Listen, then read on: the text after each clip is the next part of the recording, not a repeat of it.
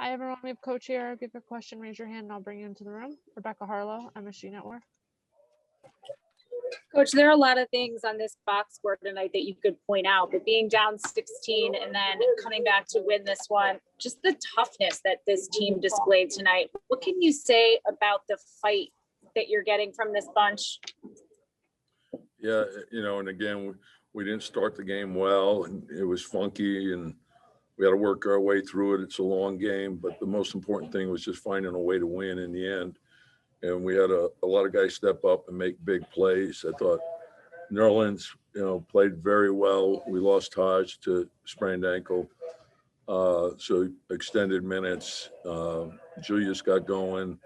RJ, big game, big shots. But, we just scratched it out, and, we'll have a new challenge tomorrow. We got to be ready for that one. Steve Popper, Newsday. Hey, Tom, I know you say every game is, whatever, on to the next one, but you guys are 500 now. You're moving into fourth place in the East. Does that mean something to you now after 34 games? No, because it's a long season, and that's what we have to understand, and every game is equally important. So one game doesn't take on more meaning than another. They all count the same, and wherever you end up, that could be the difference between a lot of things. So we have to understand how important each day is. We have to understand how important each practice is. We have to understand how important each possession is. And so if we want to fight for the things that we say we want to fight for, well, there's a price to pay for that, and we have to do that. Ian Bagley, SNY. Tom, what do you think of Nerlens just playing with 3 fouls for as long as he did? We obviously needed the size, needed the rim protection. And then down the stretch when Julius got his 5th, he had to go over to guard Sabonis, who's, a load to deal with as well. So, and then just his activity, making a miss at the rim, being on the floor, coming up with big plays for us. And then when he's rolling to the rim, he's putting a lot of pressure on the rim, which is opening up a lot of other things for us. So he's a totally selfless guy, plays hard, and whatever you ask him to do, he does. Steph Bondi, Daily News. Hey, Tom, 2 questions. First about Randall. How about the job he did defensively on Sabonis? And then at the center position, if Taj can't play, for however many games, what are you going to do there? Are you looking to get more depth?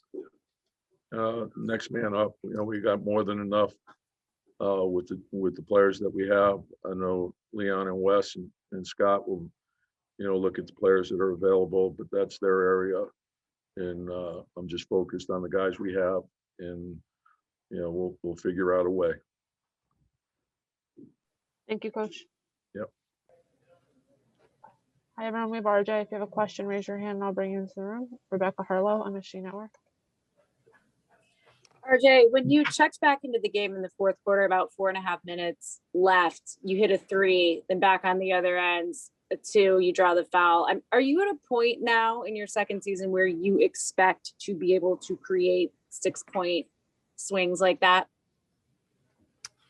Most definitely. I do what I can.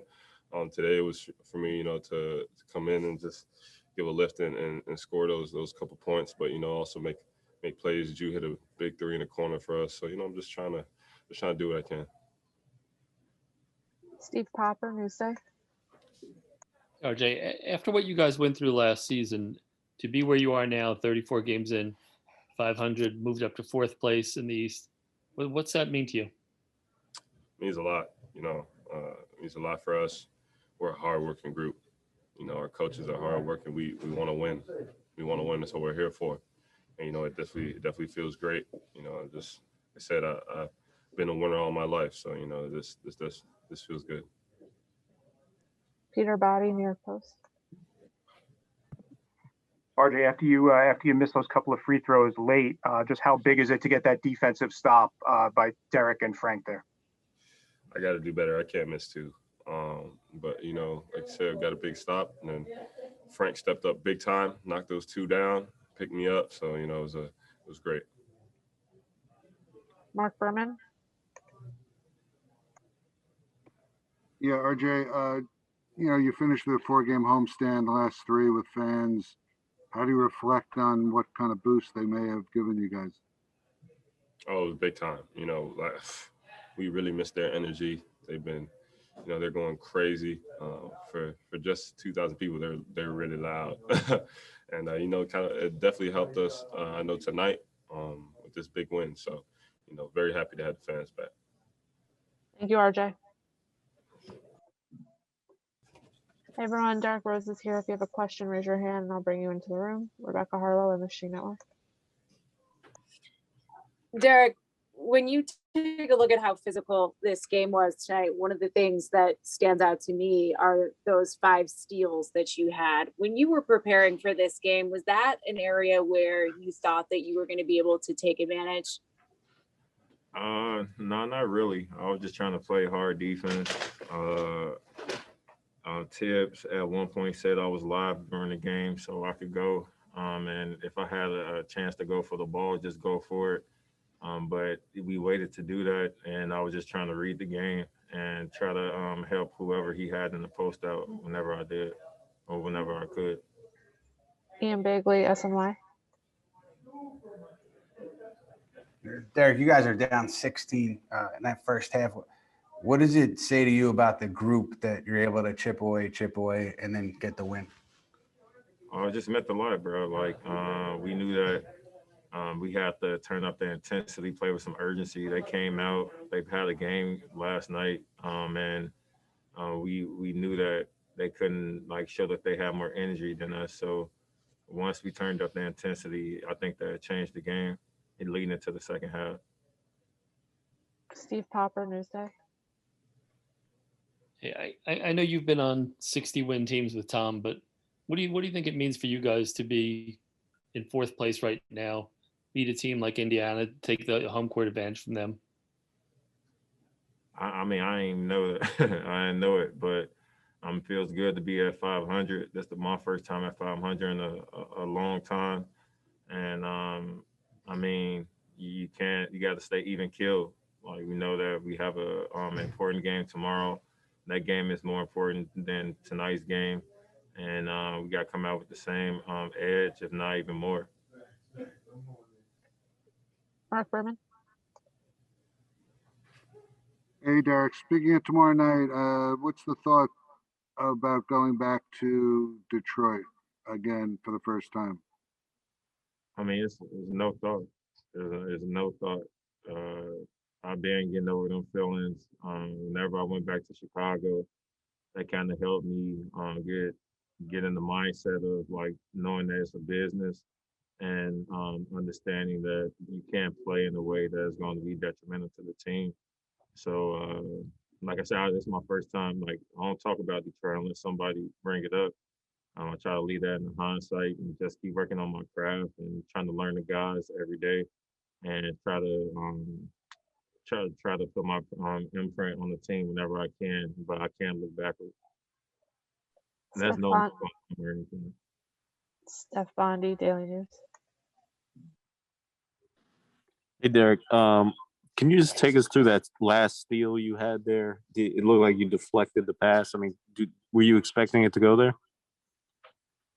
I really don't know. It looked like Sabonis was being shaky with the ball. I seen that the guard was at the top. He didn't know what he wanted to do. I saw that the ball was going back, and I just tried to go for it. And it was just perfect timing. It threw him off, and Frank was able to get the ball. Last question, Rebecca Harlow. Derrick, just kind of following up on what Steve was asking you about, you've obviously won a lot of games, had a lot of success in this league, but this game tonight had a playoff type of feel to it. How crucial is it for the young players or some of the veterans who haven't been in this position before to see what it takes to win these kinds of battles? I mean, you got to take it one game at a time. We knew before the game the way Tibbs was prepping us before the game. He wanted us to talk. early, constantly talking, always be there with urgency because you never know if a guy's going to get beat or something. But through walkthrough, you could tell he was taking it very serious, and that woke everybody up. So, I mean, when you got a staff like we have, it's kind of hard not to be prepared for games. Thank you, Derek. All right. Hey everyone, Julius Randall's here. If you have a question, raise your hand and I'll bring you into the room. Steve Popper, Newsday. Hey, Julius, I think you said on the court that you took this personally. Is that just because of all the talk about who's an all-star, or was it the team thing? A little bit of everything, man. Just as a competitor, sometimes there's individual matchups that you take, you know, not personal and you don't like another guy. It's just personal from a competitive standpoint. So it was that. It was the season series matchup as a team, and us feeling like we really needed to win this game. We know how tight the playoff race is, so feeling like we really need to win this game. And so it's from that standpoint, and we take the home court. So it was a lot of different things, man. Rebecca Harlow. Julia, something we didn't get to on the court, but when you're in a game that's this physical, like you said, you're taking it that personally, and you have 5 fouls and there's still 5 minutes left to play, you're down 5. That's not a time to back off. How do you play through that? Where was your mind at that point? Just got to be smart. Certain plays, certain things, you just have to let go. You can't really impose your physicality like you might want to. But you just got to play smart. Keep yourself in the game, regardless. Just physicality, going, rebound the ball, whatever it is.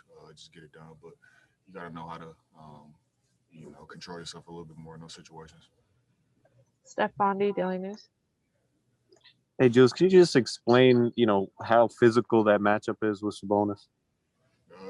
It's physical, but I like contact, so it really don't bother me, honestly, man. I love that type of stuff, and for the most part, the rest did a good job of just letting it go. So it was fun for me. Ian Bigley, SNY. Hey, Julius, 3 shots in the first quarter, and it's something that we see pretty regularly, where you're not taking a ton of shots early on. Are you letting the game come to you? Do you want to get your teammates involved early on? Is it something else? Absolutely. I end up taking 22 shots. And for me, it's early, just getting everybody going, just getting into the flow of the game. Some nights the shots will be there. Teams will force me to score early, like the Atlanta game or whatever it is. But most times, I just want to get everybody else going. I know I can get to my spots and get my shots when I need to. So I'm not really worried about my attempts or whatever it may be. Just trying to play the right way, make the right plays, and get guys going. We have time for 2 more questions. Dennis Gorman, AP. Hey, Julius. After the last game, you said something to the effect of you thought the team defense kind of slipped against the Kings and the Warriors. Do you think you got back to playing Knicks defense tonight? Absolutely. We had a rough first quarter where it wasn't like us, but after that, we kind of imposed our will and our physicality on the game, and got consecutive stops, how we're used to doing. And it was a physical game, so like I said, we imposed our physicality, and that's how we kind of got back in the game after that. Mark Berman, New York Post. Hey, Julius, Taj looked like he hurt his ankle pretty badly. Are you ready to play a lot more small ball center, or you feel maybe another body? Yeah, absolutely. I did a little bit tonight. Indiana was a team that a lot of times they'll put Sabonis at the 5 and put 4 guards around him. So, coach put me at the 5 a little bit tonight. But I'll be ready for whatever, man. It's whatever it takes to get the win, I'm willing to do. Thank you, Julius. Thank you, guys.